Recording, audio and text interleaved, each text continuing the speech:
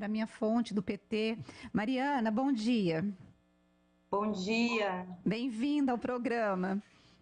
obrigada. É um prazer poder conversar com vocês, especialmente no dia 8 de março, Dia Internacional de Luta das Mulheres, É né? verdade. E a outra vereadora que eu queria falar é a Guida Calisto. Gente, Guida, me perdoe. Olha, eu esquecendo aqui, mas é aquela coisa, né? Eu não tô com Alzheimer ainda, mas já está um problema.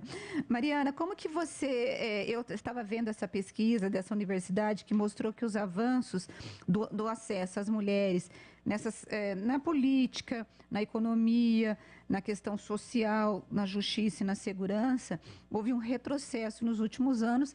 E uma das coisas que fez com que houvesse esse retrocesso foi justamente a Covid, a pandemia, porque aumentou-se muito a violência doméstica contra as mulheres. Como que você vê esse dia 8 de março e esse acesso, até porque esse dia 8 a gente precisa lidar e debater principalmente a discriminação e violência morais, físicas e sexuais que ainda são sofridas pelas mulheres, né? A pandemia, na verdade, ela escancarou um problema que é um problema recorrente, que faz parte da nossa história, que é a desigualdade. O Brasil é um país muito desigual, né? A gente tem, na pandemia, ela escancarou e agravou. Se a gente for pensar que você tem os bilionários brasileiros ficaram mais ricos durante a pandemia e, ao mesmo tempo, o povo está ficando cada vez mais pobre. Desemprego, a fome, o aumento do custo de vida, a inflação, e isso afeta especialmente as mulheres. A desigualdade social e econômica, ela é recortada por uma questão de gênero, de raça, e essa é uma característica do Brasil. Se a gente for pensar que as mulheres são a maioria das trabalhadoras que ganham menos, que, né, têm menos direitos, são precarizadas. A gente vê o trabalho terceirizado, por exemplo, né? A gente está passando aqui em Campinas, por exemplo, o drama da empresa que presta serviço de limpeza especial, né, que presta serviço de limpeza nas escolas municipais. A maioria, a enorme maioria delas são mulheres, mulheres negras, mães de família, muitas vezes que são a única renda na casa e que estão lutando para receber os seus salários, né? E aí é uma coisa tão básica, né? A gente pensar, a pessoa trabalha, ela vai receber o salário, né? Ou vale alimentação, vale transporte. Então, essa situação da precarização do trabalho e da violência doméstica, que também foi assim, explodiu durante a pandemia, né? Porque uma questão que eu acho que isso é uma questão importante, a violência, quando ela acontece dentro de casa, por relações íntimas, pessoas que têm relações íntimas com as mulheres, ela torna isso é muito mais complexo. Né? Um dos grandes elementos de fortalecimento das mulheres são as redes, né, na comunidade, na igreja, no trabalho. No momento da pandemia, as relações sociais foram quebradas. Mesmo as mulheres que continuaram, que não puderam fazer isolamento, que continuaram trabalhando, a vida social ficou mais restrita. E aí a violência explodiu. Muitas mulheres ficaram confinadas com seus agressores dentro de casa. E aí isso mostra também a deficiência, né? A lacuna que existe em termos de políticas públicas de combate à violência. Então, na minha opinião, a pandemia ela escancarou problemas, ela agravou problemas, e isso exige uma ação do Estado, políticas públicas de apoio, de fortalecimento. E aí é um conjunto, né? Seja no sentido de garantia de direitos trabalhistas, de ampliação de políticas de renda. Olha, a situação só não foi pior por conta do auxílio emergencial. E foi uma batalha, lembrando que o governo não queria, né? O governo Bolsonaro não queria o auxílio emergencial. E foi uma batalha das deputadas na Câmara Federal para que as mulheres tivessem a dupla cota, mulheres mães de família, né? Tivessem a dupla cota do auxílio emergencial. Isso eu acho que foi assim, porque se não fosse essa luta das deputadas e o auxílio emergencial, a situação seria ainda pior, né? Então eu acho que tem essas questões. Ô, vereadora, eu não me lembro de ter tantas vereadoras mulheres no mesmo mandato em Campinas. Acho que essa é a primeira vez, você pode me corrigir se eu estiver errado.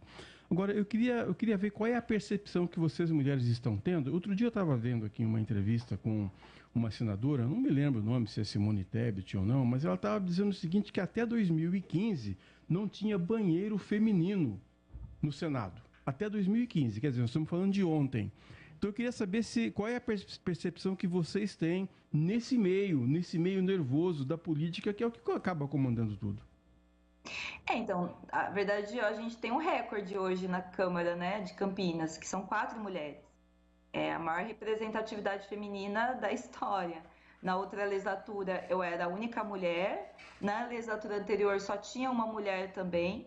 Eu acho que o mérito, assim, que foi um mérito coletivo das mulheres no último período, foi questionar isso como não sendo natural. Porque a gente tende a naturalizar as coisas, né? Ah, tem pouca mulher, sempre foi assim, então isso é normal. Né? Então, na verdade, o movimento feminista tem digamos assim, essa prática de desnaturalizar as coisas. Não é natural que as mulheres tenham baixa representatividade. E aí a gente tem que buscar o porquê. Minha opinião, acho que tem 3 fatores principais do porquê da baixa representatividade. Uma é a questão da própria desigualdade econômica e social. Né? Se a gente for pensar que as mulheres elas ganham menos, elas estão em situações mais precárias, elas em grande medida acabam sendo responsabilizadas pelo cuidado dos filhos, pelo cuidado da casa. Isso torna mais difícil para a mulher exercer funções políticas, né? Então, assim, é quase como assim, para um homem é muito mais, é um caminho muito mais tranquilo, vou dizer assim, porque eu sei que não é tranquilo, mas assim, relativamente mais tranquilo, você exercer funções políticas, né? Então, a maternidade é uma questão também, né? Porque a gente sabe, isso não apenas na política, mas todas as mães, quem já foi mãe sabe como é difícil você ter uma carreira, você conseguir espaço no trabalho sendo mãe, porque a sociedade coloca a maternidade quase como responsabilidade única e exclusiva da mulher, né? Uhum. Então, acho que essa é uma questão. Até tem uma pesquisa que eu achei muito interessante, a gente até discutiu isso na Comissão da Mulher na Câmara, uma pesquisa que mostrava que, eu não me lembro exatamente o tempo, mas as mulheres que eram mães, depois do fim da licença maternidade, uma porcentagem que perdia emprego, né? Então, assim, a mulher é mãe, acaba a licença maternidade, ela perde emprego.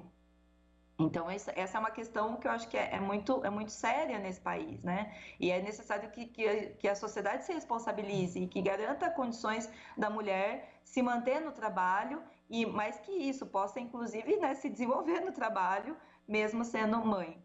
Acho que essa é uma questão. A segunda questão é, digamos assim, o preconceito que se estabelece sobre a mulher, né? A gente tem falado muito sobre a violência política contra as mulheres. E aí, inclusive, teve uma legislação na Câmara que colocou isso como crime, porque a mulher, quando ela assume o espaço de visibilidade pública, a gente vê que muitas vezes essa mulher ela acaba sendo alvo de violência política, seja de difamação nas redes, tem a sua capacidade questionada, é sempre como se a gente não soubesse o que a gente está fazendo, a desqualificação e também os crimes de ódio. Muitas mulheres, né? Aqui em Campinas, por exemplo, no final do ano passado, eu comecei a receber ameaças, né? Eu até publiquei isso, eu comecei a receber telefonemas no meu gabinete dizendo que era para eu parar de falar mal do Bolsonaro, senão o bicho ia pegar para o meu lado, né? Então começou a receber essas ameaças.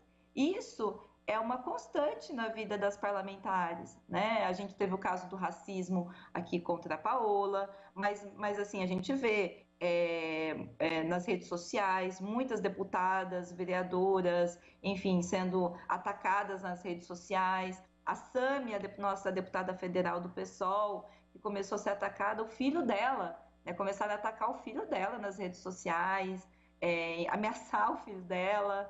enfim, é uma coisa terrível. E a Marielle, né? Eu acho que a Marielle foi, digamos assim, o símbolo mais trágico disso, né? A Marielle foi executada pela sua atuação parlamentar, por ela estar, digamos assim, questionando e denunciando a violência policial, as milícias no Rio de Janeiro. Então a gente vê que as mulheres, nós acabamos, por conta desse preconceito, por conta do machismo, da misoginia, nós somos alvo, quando nós conseguimos entrar nos espaços de representação política, nós somos alvo de violência política. Nós